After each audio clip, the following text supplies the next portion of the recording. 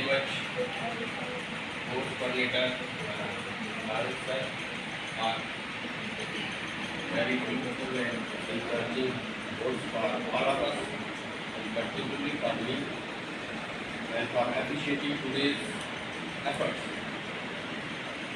for this training. So, first of all, once again, I welcome all of you in this training program for the enrichment of content for the elementary philosophy. So, we have different suggested pedagogical process or methods, and then we have learning outcomes. Our today's discussion will be on learning outcomes. The topic is learning outcomes.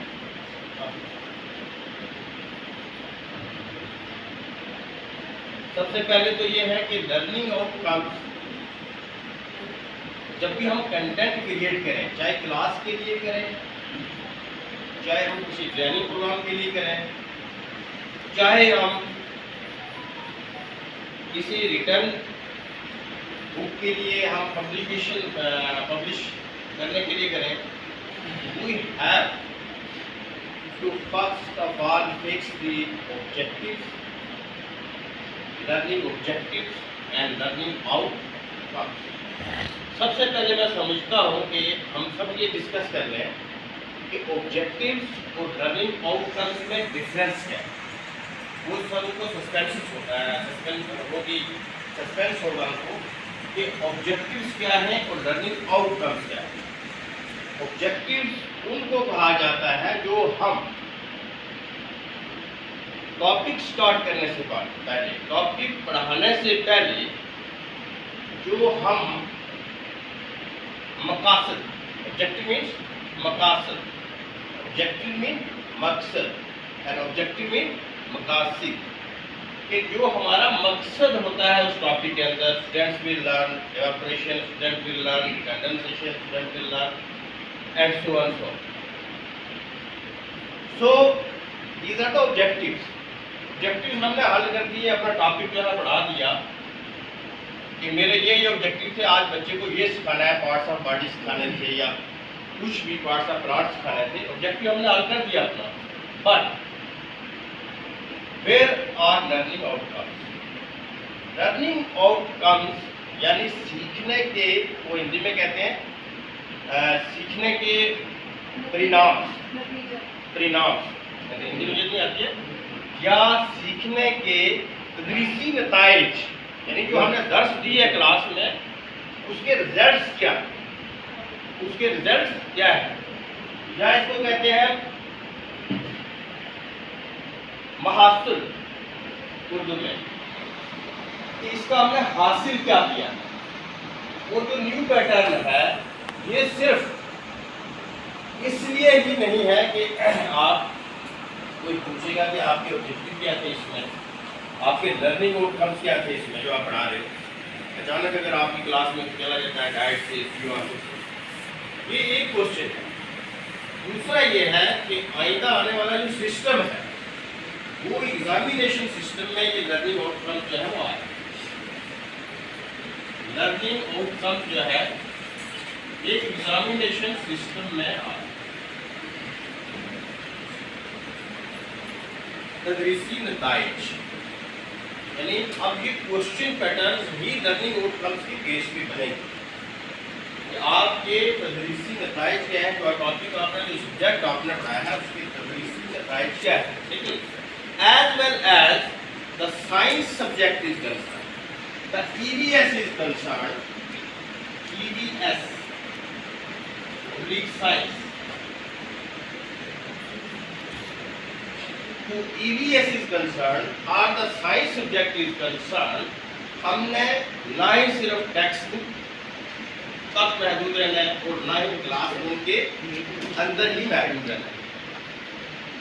We have to give chances to our pupils to go outside the classroom, to go outside the classroom situations, to go outside the textbook content, then we can achieve the real target of EVS and science. EVS means environmental studies, यानी माहौलियाती तालीम। माहौलियाती तालीम इसको उर्दू में बोलेंगे। और माहौल में science नहीं आती है, माहौल में बहुत कुछ चीज़ें आती हैं। हम इन्वायरमेंटल साइंस नहीं कह सकते, इसको इन्वायरमेंटल स्टडी है। Science is something else. और साइंस जो है वो मैंने कल भी आपको बोला था, वो 5वीं 6ठी और 6ठी 7वीं और 8वीं में जाकर साइंस एक कोर सब्जेक्ट आता है हमारे। EVS इन्वायरमेंटल स्टडी, साइंस है इसमें, साइंस इसमें है, लेकिन except science there are so many other social events, social aspects that we have to impart our students, that we have to understand ourselves, and then we have to impart or we share the experiences with our students. पहले as a teacher हमने समझना है कि माहौल क्या है, हम साथरा रहते हैं, वहाँ का माहौल कैसा है, वहाँ का समाजी माहौल कैसा है, वहाँ का फिजिकल माहौल कैसा है, वहाँ के जो इंस्टीट्यूशंस हैं, एंटिटीज हैं, वो कैसे हैं, वो कौन कौन सा काम कर रहे हैं, इदारे जो हैं किस शक्ल के हैं, किस नोयत के हैं, पहले हमने समझना है। Then we have to understand with the students. तो ये है EVS। तो अगर मैं 1 by 1 यहाँ आप देखें, देयर आर सो मैनी। मैंने नाज़िर सर से बात की थी, अगर मैं इस पे जाऊँगा तो ये आपके पास PDF भी पहुँच जाएगी। यहाँ कितने जो है आपके लिए पेडागोजिकल प्रोसेस हमारे लिए, ये प्रोसेस हमने इम्प्लीमेंट करने हैं किसमें, क्लास में। तो हमारे रिजल्ट ये आने चाहिए, ये रिजल्ट हमारे आने चाहिए,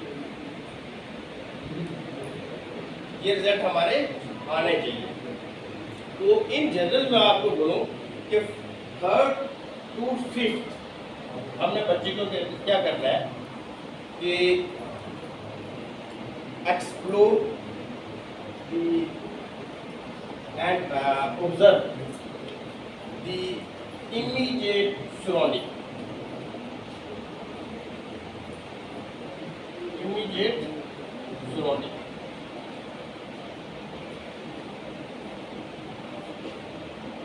अब इमीडिएट सराउंडिंग में क्या आ जाएगा, उसका सबसे पहले वो सेल्फ आ जाएगा, उसके बाद उसका क्या आ जाएगा, स्कूल आ जाएगा, उसकी फैमिली आ जाएगी, उसका घर आ जाएगा, उसका गांव आ जाएगा, उसके गांव के रास्ते आ जाएंगे, उसके गांव के अंदर सोर्सेस ऑफ वाटर आ जाएंगे, उसके गांव के अंदर मेथड्स ऑफ कल्टीवेशन आ जाएंगे, उसके गांव के अंदर, उसके एरिया के अंदर जो है फिश फार्मिंग आ जाएगी, एक्वाकल्चर आ जाएगा, बी कीपिंग आ जाएगी, एंड सो। तो इस माहौल के अंदर हमने बच्चे को क्या करना है, डालना है, outside the classroom as well as outside the text. अब यह है कि बच्चे को ये हमने अपॉर्चुनिटी देनी है कि उसको हम सिंगल ले जाएं, ग्रुप में ले जाएं, या हम खुद जाएं और वहाँ से वीडियो बनाकर उनके साथ डिस्कस करें। ये तो हम करते हैं, लेकिन बच्चे को इस माहौल में ले जाना है। वो हमारा सिस्टम जो एडमिनिस्ट्रेशन का है वो कैसा है, वो तो अलग है कि आपके जहन में क्वेश्चन आ रहा होगा हम बच्चे को लेकर गाँव में कैसे घूमेंगे, लेकिन we have to make some such situations through the sessions. हम सेशन में 1-2 सिचुएशंस ऐसे बना सकते हैं ना, इम्पॉसिबल, इट इज पॉसिबल। लेकिन जहाँ तक EVS की बात है तो दूसरा यह है कि पेरेंट्स के साथ आप बच्चों को साथ लेकर पेरेंट्स के साथ डिस्कशन करेंगे कि आप पुराने ज़माने में कैसे रहते थे, क्या खाते थे, कैसी आपकी कल्टीवेशन थी, और ये खाने के जो ज़राए थे वो, फॉर एग्जाम्पल ये रोटी है, इसी के ऊपर अगर वो ऑब्जर्व करेगा, सर्च करेगा, there are so many questions. ये ग्रैंड से फ्लोर कैसे बना, और फ्लोर से फिर कैसे रोटी कैसे बना। ये प्रोसेस बच्चा अपनी लोकल लैंग्वेज में या किसी भी तरीके से 2-4 जुमले जो इस पे वो लिख देगा, हम समझेंगे वी आर सक्सेसफुल। उसके ख्याल में क्या क्या आ जाएगा, ग्रोइंग, ठीक है, सीडलिंग्स, देन क्या आ जाएगा, harvesting, fertilization, fertilizers, then pesticides, insecticides, ये सारा नॉलेज वो सीख रहा है। खाना क्या लिया हमने, एक रोटी का, तो कितना नॉलेज उसको दे रहा है, किताब से बाहर, क्लासरूम से बाहर। Then method of storage, then old type of storage and new type of storage means, then methods of growing, traditional growing and today's growing. तो देखो बच्चे को हम कहाँ से एक रोटी की एग्जांपल लेकर अपने वातावरण का उसको ले जाकर हमने उसको करंट नॉलेज से लेकर ओल्ड नॉलेज तक उसको जोड़ दिया, तो उसका माइंड आस्ता आस्ता क्या रहेगा, खुलता रहेगा, और वो आस्ता आस्ता छठी क्लास में पहुंचकर खुद जो है डिफ्रेंशिएट और एनालाइज और बाकी चीज़ें करना शुरू कर। इसी तरीके से अगर बच्चे को हम किसी एरिया में ले जा रहे हैं तो हम वहाँ का जो ट्रांसपोर्ट सिस्टम वो डिस्कस कर सकते हैं कि भाई यहाँ से हम ये पुनिया की मिसाल लेते हैं, ये पुनिया में नीचे से टॉप पे लोग कैसे जाते होंगे, बाहर अपने स्कूल के एरिया के बाहर ही खड़ा किया तो ट्रांसपोर्ट सिस्टम डिस्कस हो जाए, कोई मुश्किल नहीं है। लेकिन इसका फ़ायदा किसको मिलता है, बच्चे को। बच्चा जो अभी अभी दुनिया में मतलब कदम रख रहा है स्टडी के साइंस के माहौल में, उसके लिए एक बहुत बड़ा अच्छा एक फ्रूटफुल स्टेप हो। हमारे लिए तो ये होगा भाई we are already MSc, B.Ed, PhD, M.Phil, हमारे लिए नाइट लगेगा, लेकिन बच्चे के लिए हमें छोटा पढ़ना पड़ेगा, बच्चे के लिए हमें छोटा पढ़ना पड़ेगा, और बच्चे को इस चीज़ का जो इम्पैक्ट है वो बहुत ज़बरदस्त होता है, उसके डायरेक्ट माइंड में उसको ये सारी चीज़ें आ जाएंगी। तो ये पेडागोजिकल प्रोसेस आपको बता रहा हूँ कि वहाँ के बर्ड्स या दूसरे एनिमल जो हैं वो जब अकेले रहते हैं तो उसका उनका कैसा, उनकी हैबिटेट कैसा, ग्रुप में रहते हैं तो उनकी हैबिटेट कैसी, what type of voices they produce, उनकी आवाज़ें कैसी, उनकी बीक्स कैसी है, पूंछ कैसी है, उनके कान का स्ट्रक्चर क्या है, उनकी टांगें कितनी है, all things are under observation. तो ये बच्चे की स्टेज होती है, मैं समझता हूँ ऑब्जर्वेशन। क्या साइंस स्टार्टिंग कहाँ से होती है, observation. Science is a heap of knowledge based on observations and experiments. Observation से स्टार्ट करेगा बच्चा और एक्सपेरिमेंट्स पे जाकर खत्म करेगा, और वो थ्योरीज देगा और फिर क्या देगा, लॉज देगा। यही साइंस है। तो ऑब्जर्वेशन, अब पहले मैंने आपको कहा था कि immediate surroundings, explore the children with immediate surroundings. अब इमीडिएट सराउंडिंग्स के बाद आपने वाइडर सराउंडिंग के ले जाना उसको। कम्युनिटी के अंदर, कम्युनिटी जो है उसके अंदर जॉइंट फैमिलीज का रख रखाव और रहन सहन कैसा, या वहाँ पर फिजिकली चैलेंज पर्सन कोई है उसके लिए उन्होंने क्या बंदोबस्त कर रखा है, उसको कैसे स्कूल में ले जाता है, या कैसे, या वहाँ की जो वुमेन है उनको जो है स्टीरियोटाइप्स, जो दक्कन रूसी सोच पे उनको रोक के तो नहीं रखा हुआ है, गाँव के अंदर के आप पढ़ने नहीं जा सकते, आप खेलने नहीं जा सकते, आप प्रोग्राम में नहीं जा सकते।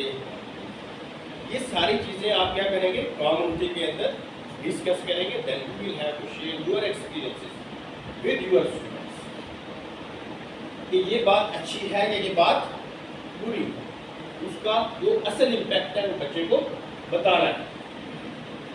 Then you can take your class that is 3rd 4th 5th towards an institution. वो पुलिस थाना भी हो सकता है, पंचायत घर हो सकती है, उसके बाद म्यूनसिपलिटी हो सकती है। देन आप देखिए कोई रिलीजियस प्लेस हो सकती है, तो वहाँ पर जाकर भी उसको इंट्रोड्यूस करना। तो ये होगी आपकी क्या माहौलियाती तालीम, उसको इमीडिएट सराउंडिंग्स में ले जाना है। देन कहाँ ले जाना है, वाइडर सराउंडिंग। पहले वो चीज़ों को ऑब्जर्व करेगा, क्या करेगा, ऑब्जर्व। तो ये चीज़ें जो मैंने बनाई हैं इसीलिए कि बच्चे को हम ट्रेडिशनल नॉलेज के साथ जोड़ेंगे। ये चीज़ें जब वो गाँव में या दूसरी जगहों पे जब ये चीज़ें देखेगा तो उसको ट्रेडिशनल नॉलेज सिस्टम एक बहुत बड़ा कंसेप्ट जो है वो सामने कि ट्रेडिशनली हमारे आबा व अजदाद, हमारे एंसेस्टर्स कैसे रहते थे, क्या खाते थे, आज क्या खाते हैं, और ये माइंड की इसकी एक एक्टिविटी होगी और माइंड इसका जो है सोचने पे मजबूर हो जाए। देन आप इमीडिएट सराउंडिंग में उसको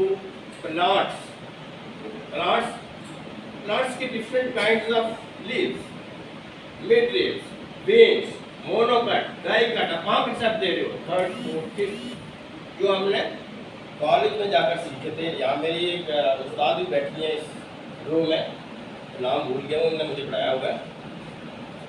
तो ये कॉलेज में हमने सीखा था, लेकिन न्यू एजुकेशन पॉलिसी क्या है कि 3rd 4th 5th में बच्चों को बताओ मोनोकट्स क्या है, डाइकट्स क्या है, रूट्स की ग्रोथ कैसे होती है, शूट की ग्रोथ कैसे होती है, स्टेम क्या है, ब्रांच क्या है, फ्लावर्स क्या है।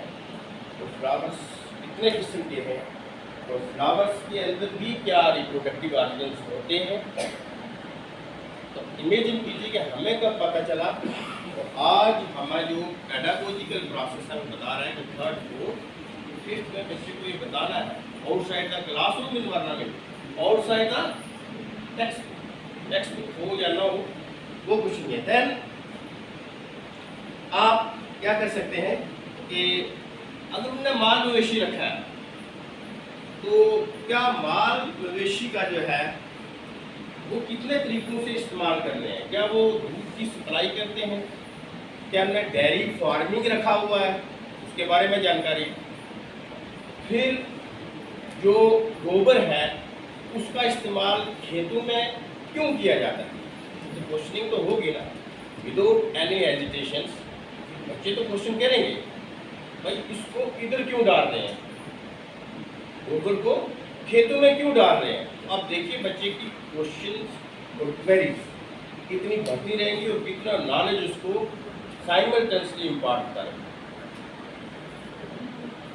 फिर गोबर को जो है हमारी जो बांडी होती है, जो क्या बोलते हैं उसको, बांडी बोलते हैं अपनी जबान में।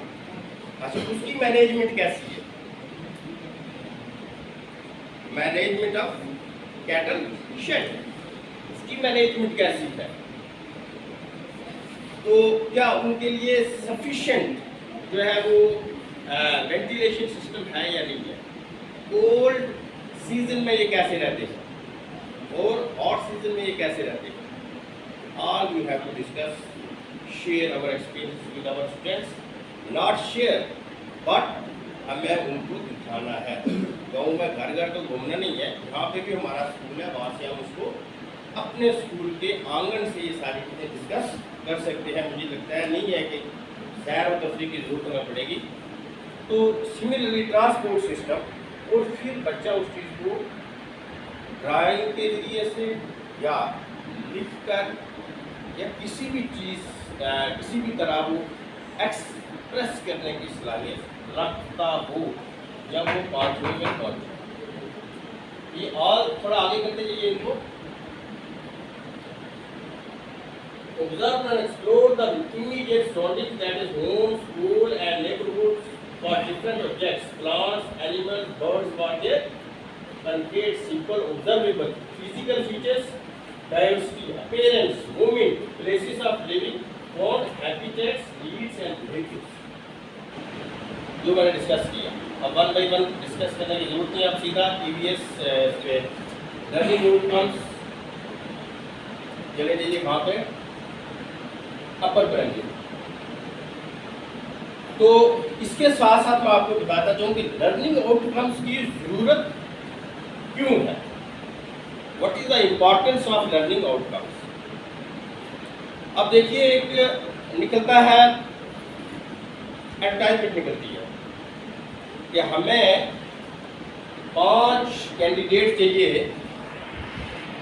कि जिनकी ज्योमेट्री अच्छी हो, उस शेप को अच्छी तरीके से, एरिया जो है वो सिलेंडर का, स्केल का, रेक्टेंगल का ड्रा कर सके। तो क्वालिफिकेशन में लिख दी एमएससी मैथमेटिक्स। 1000 फार्म लग गया, 25 रुपये फार्म की कीमत थी, तो 25,000 रुपया गवर्नमेंट के खाते में आ गया। और फाइनली रिजल्ट क्या होगा इसका? रिजल्ट ये हुआ कि मैथ्स के अंदर भी फिर वो ढूंढेंगे कि यहाँ पर हो सकता है ज्योमेट्री के क्वेश्चन छोड़कर ही इसने ये मार्क्स लिए हों 80%। क्लियर तो नहीं हुआ कि ज्योमेट्री में यही इसने ये टॉप किया है, चाहे वो टॉपर ही सिलेक्ट करेंगे, लेकिन फिर भी हम रिजल्ट तक नहीं पहुँच सकते। इसलिए एजुकेशन सिस्टम ने ये चीज़ क्लियर करने के लिए कि लर्निंग आउटकम्स, कौन सा टॉपिक हमने पढ़ाया उसमें कौन से बच्चे ने 100% मार्क्स किए,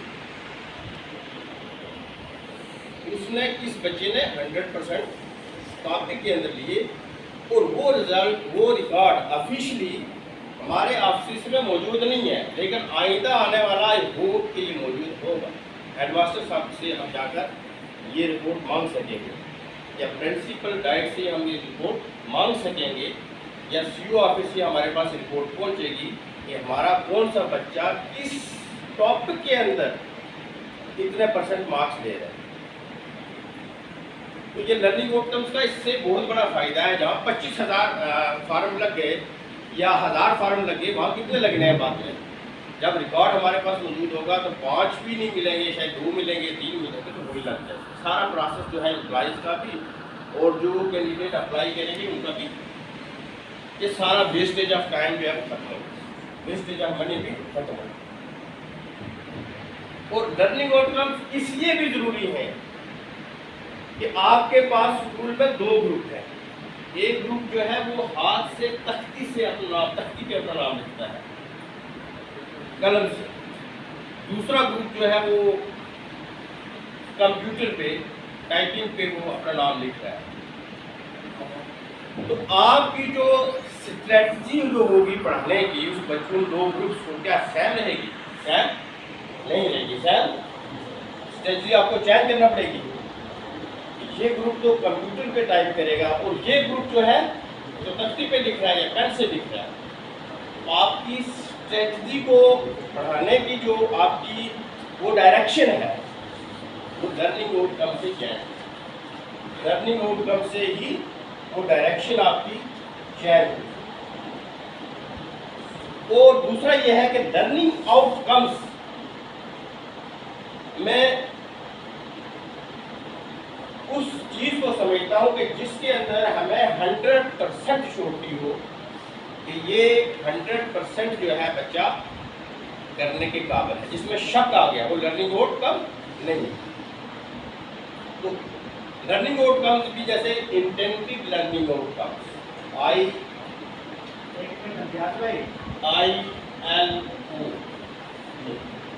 कमलजीत कोड है, कमलजीत कोड, कमलजीत कोड आपको फोन है, करिए। एक हो गया ILO, एक आ गया XL, ELO, एक हो गया SLO, student learning outcomes, SLO, ILO, intended learning outcomes. Intended learning outcomes. Then ELO, expected learning outcomes. Intended learning outcomes. आपने एक टॉपिक शुरू किया हुआ इलेक्ट्रिसिटी का. आपने पहले दिन इलेक्ट्रिसिटी की डेफिनेशन, इलेक्ट्रॉन्स की व्हाट इज इलेक्ट्रिक करंट सिखाया और SI unit of electric current बताया. आप अभी मंजिल पे नहीं पहुंचे हो, अभी आप जारी है आपका सफर. That is intended learning outcome. Expected learning outcome, जिसमें कोई शक और शुबा नहीं है कि हमने ये बच्चों को कराया है और बच्चे करके रहेंगे. सपोज मैं आपको एग्जांपल देता हूँ. हमने 1 + 1 = 2, 1 + 2 = 3, 1 + 3 = 4, 1 + 4 = 5. आपने क्लास में बच्चे को अभी इतने ही सिखाया है, फर्स्ट 3 नेचुरल नंबर्स. ये आपने सिखाया नहीं था, क्वेश्चन आ गया, क्वेश्चन पेपर में आपने डाल दिया, तो आपका एक्सपेक्टेड लर्निंग आउटकम्स क्या होगा?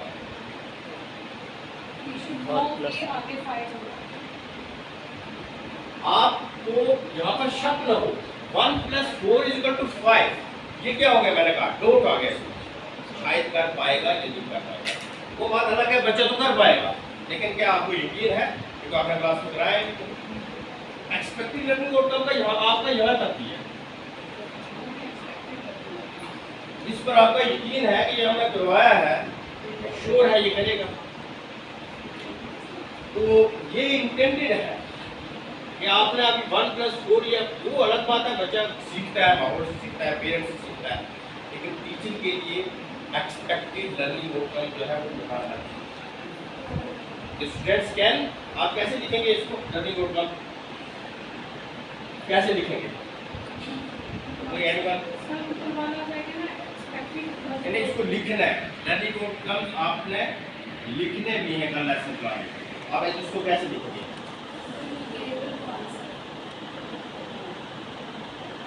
will be able to, that's our objective, that's our will नहीं लगेगा, objective. sure है. Student ही पहले मैंने कहा है. ऑब्जेक्टिव और लर्निंग आउटकम्स का डॉट आप निकाल दीजिए. सारी मैम आप निकाल लीजिए, क्या करेंगे? यही लिखेंगे सर कि we are sure, मतलब students would surely be able to Be नहीं able आएगा. to. Sure, students are now in a position to understand this concept or this whatever is concept, जो भी होगा, चाहे वो इंग्लिश हो चाहे. ठीक है. इसमें आप ये याद रखना कि कैन, कई लोग मतलब मॉडल्स Can do. हैं. कैन डू,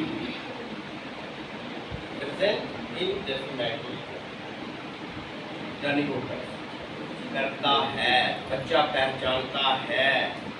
यानी आपने पढ़ा दिया, अब लर्निंग आउटकम है कि बच्चा जानता है, बच्चा पहचानता है, बच्चा डिफरेंशिएट करता है, बच्चा एनालाइज करता है, बच्चा रीअरेंज करता है, सकता, कर सकता है, कर सकता है.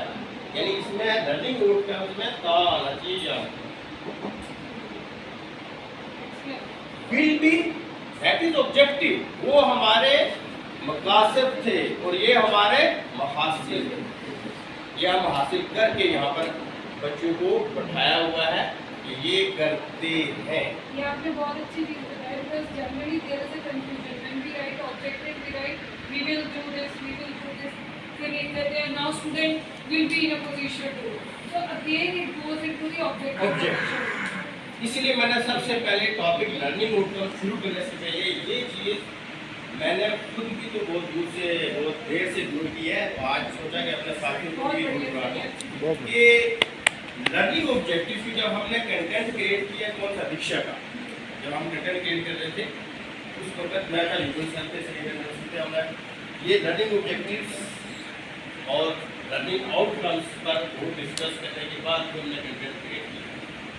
ऑब्जेक्टिव्स कब लिखने हैं, आउटकम्स कब लिखने हैं, वो कैसे लिखने हैं, किस टेंस में लिखने हैं. ये है कि बच्चा करता है. कैन डिफाइंस, डिफाइंस, अभी मैं आपको यहाँ डिफाइंस आएगा, डिफाइंस करता है। अब यहाँ देखिए क्या है ये, कौन सा टेंस है,